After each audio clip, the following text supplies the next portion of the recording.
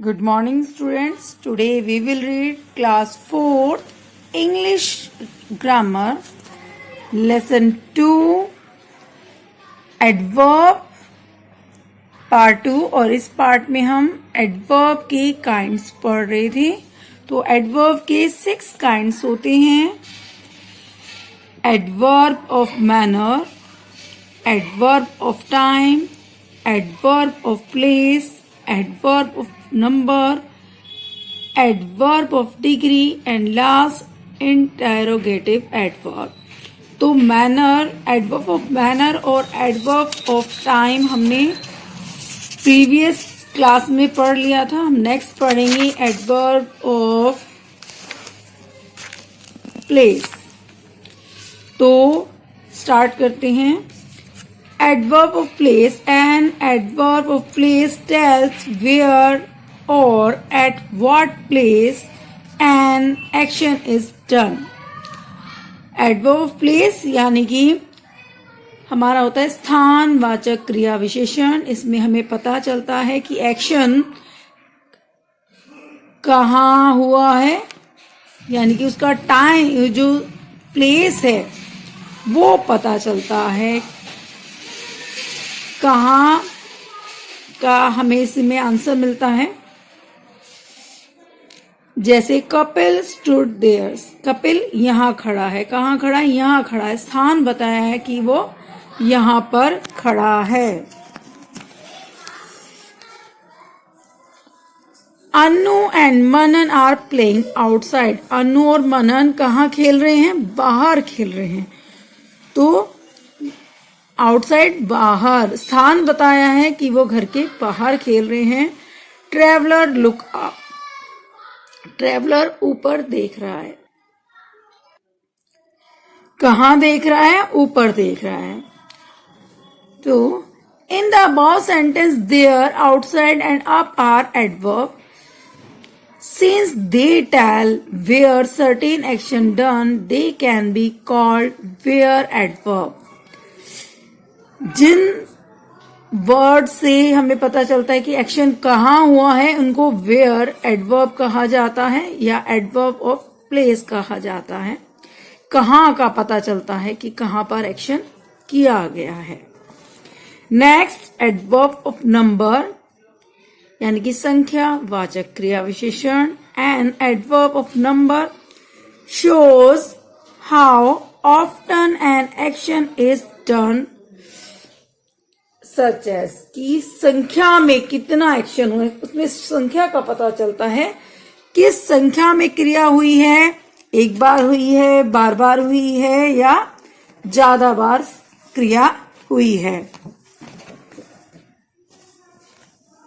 तो we often talk to ourself, हम अक्सर खुद से बातें करते हैं।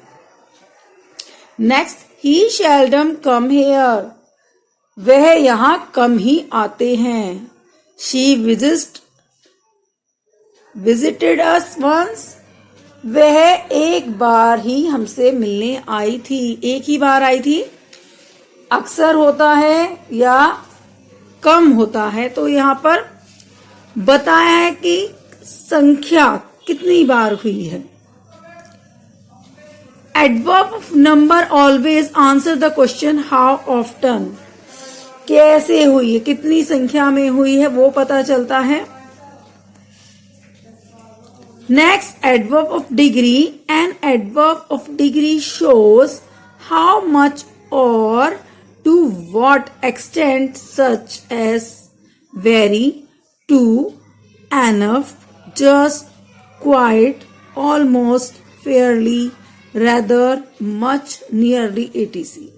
ये वर्ड्स हैं जिनसे हमें पता चलता है कि हमारी जो क्रिया हुई है वो कैसे हुई है। इसमें परिमाण, एडवर्ब ऑफ डिग्री को परिमाण वाचक क्रिया विशेषण भी कहते हैं।